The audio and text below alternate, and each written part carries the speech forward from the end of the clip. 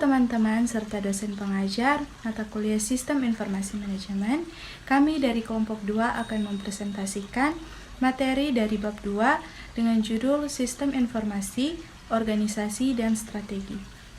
Namun sebelum itu kami akan memperkenalkan diri. Perkenalkan, nama saya Tesalonika Sumakul. Saya Ripka Milani Mongi. Saya Valencia Ega Kiroyan. Capaian pembelajaran.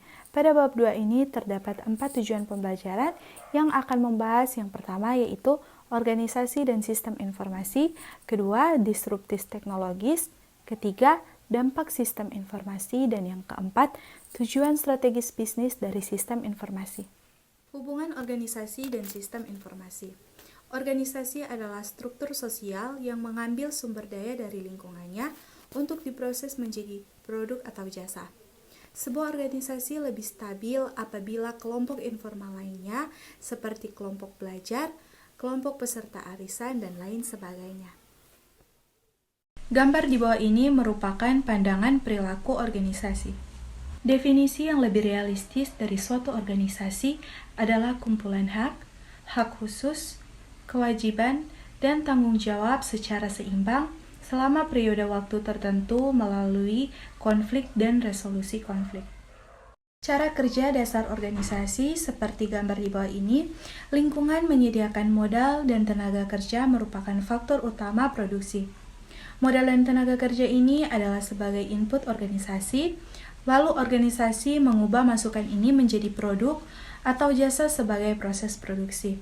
Produk atau jasa ini merupakan output organisasi. Hubungan timbal balik antara teknologi informasi dan organisasi sangatlah kompleks. Beberapa faktor di bawah ini mempengaruhi interaksi timbal balik.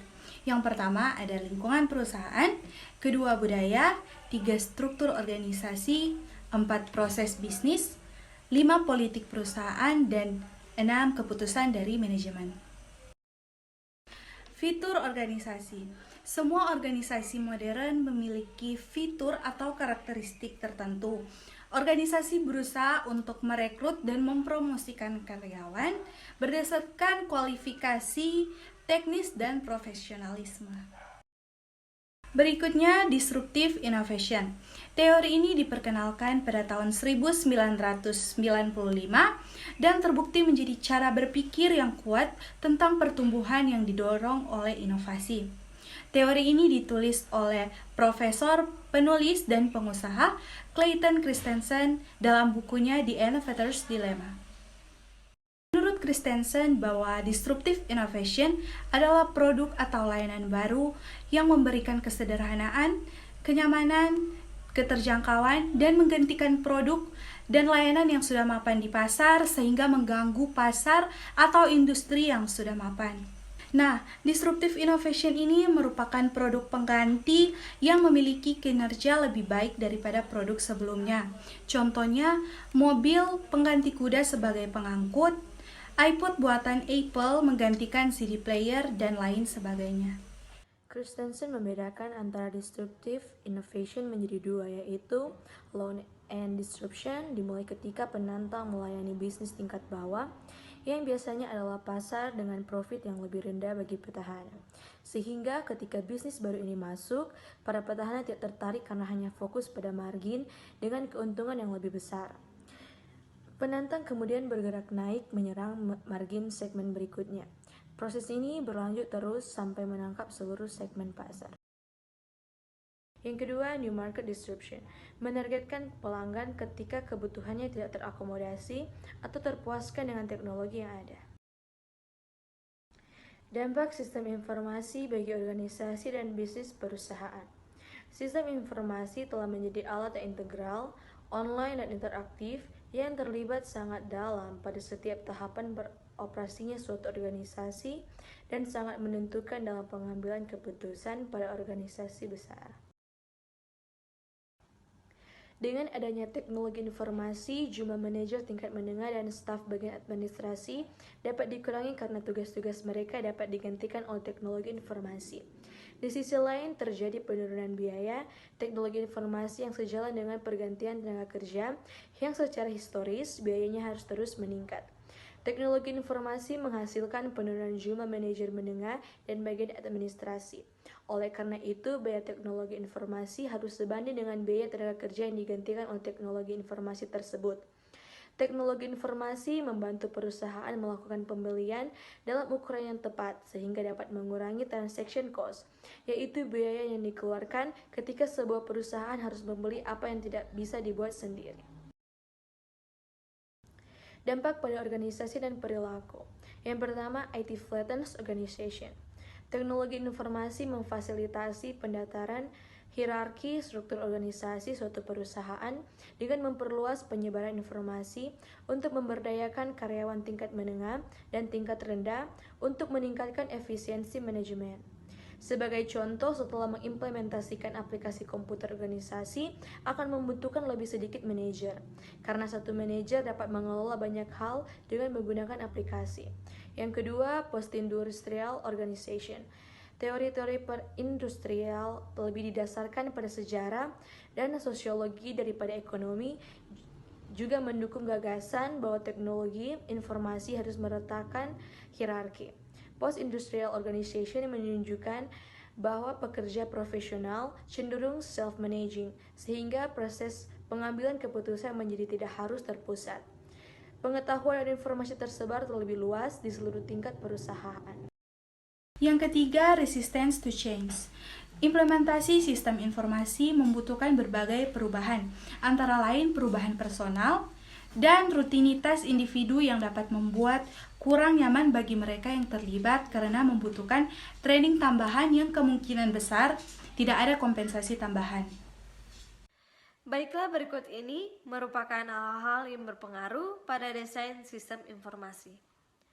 Dalam membuat desain dan memahami kebutuhan akan sistem informasi, ada beberapa hal yang harus dipertimbangkan agar desain yang dibuat bisa sesuai dengan atribut organisasi. Solusi sistem informasi yang tidak sesuai dengan atribut organisasi akan menyebabkan banyak masalah karena banyaknya ketidaksesuaian, dan berikut ini merupakan hal-hal yang berpengaruh. Yang pertama, terdapat lingkungan organisasi. Yang kedua, struktur organisasi, hierarki, spesialisasi, dan proses bisnis. Dan yang ketiga, terdapat produk dan politik organisasi. Yang keempat, jenis organisasi dan gaya kepemimpinan. Dan yang terakhir, terdapat kelompok kepentingan utama yang dipengaruhi oleh sistem dan sikap pekerja yang akan menggunakan sistem. Dan selanjutnya adalah tujuan strategis bisnis dari sistem informasi. Perusahaan berinvestasi dalam SI untuk mencapai 6 tujuan bisnis yang strategis, yaitu yang pertama terdapat operational excellence. Untuk mencapai profitabilitas yang lebih tinggi, bisnis harus terus berusaha meningkatkan efisiensi.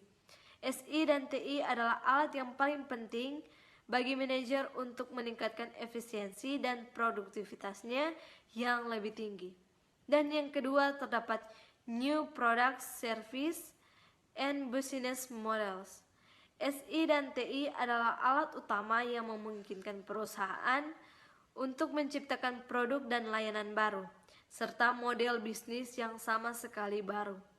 Sebuah model bisnis menggambarkan bagaimana sebuah perusahaan memproduksi, memberikan, dan menjual produk atau jasa untuk menciptakan kekayaan.